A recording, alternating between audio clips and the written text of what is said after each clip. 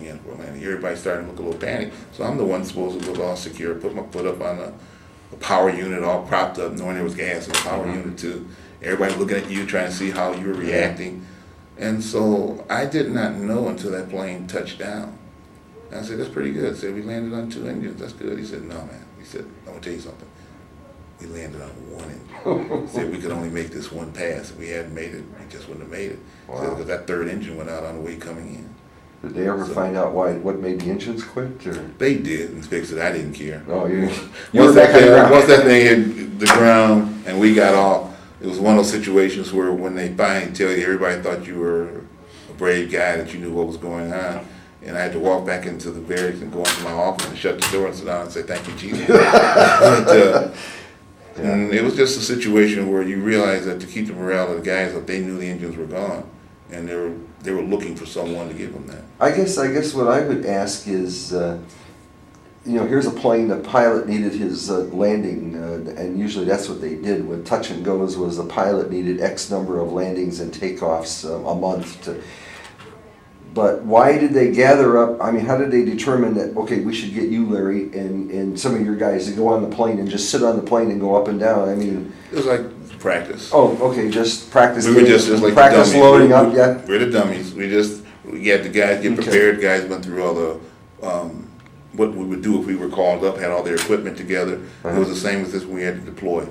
There was a deploying technique, and then the plane was practicing touch and go. So you just killed 2 birds with 1 stone. So you went through all the deployment, getting all your gear, equipment, loading the airplane up, and getting things through. And then basically just ride around. Just ride around the airplane for a while. And that was just part of it. Now, as part of your duties at Selfridge in the reserves, did you go to any other places ever, or is this pretty much just stay there at Selfridge? No, I've been I've been all over the country. In fact, one of the things was that I've been out of Panama. We used to go down there, especially after Noriega and a few other things. We still went to Panama, and that was one of our bases that we served. We spent 2 weeks down there. So I spent in Panama, been in Charleston. Most of the bases we stopped at was primarily for training until I went to school. A lot of schools I went to First Sergeant School. I went to, Training Technician School.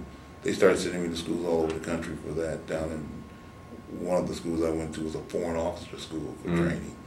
And I was there with people from Africa and from Libya at that time, Egypt, Army. Well, you were during Desert Storm. They didn't send you or think about sending you over to Desert Storm? It was one of those deals that get close. Like I said, I was always the guy that was almost. Almost. What happened during the first one was that we loaded up and we had orders to move. And we were going to send half our unit over and half stayed and rotate over on the second one. Well, the first half was to go over and set up the base and set up the tents and so forth. So I didn't feel like doing that. So I designated first sergeant, other people to go set the base up, and then I was set to go on the second rotation. So I was getting my gear together, and we were all packed, we were all set to go. And in fact, we were doing processing close to it. And then the word came down that it was being canceled, we weren't leaving. And everybody looked at each other and said, why? That was the night it jumped off.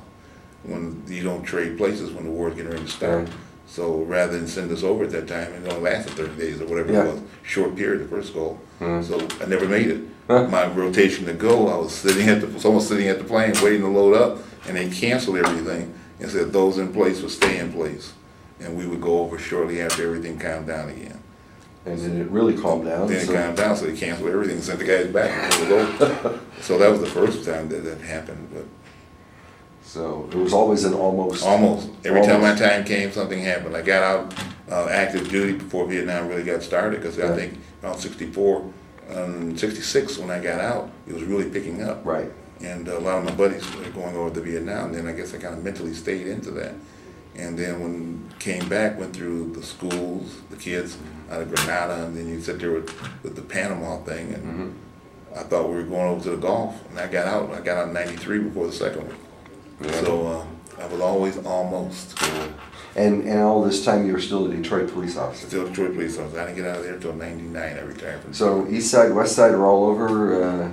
Well, as far as police concerned, I went through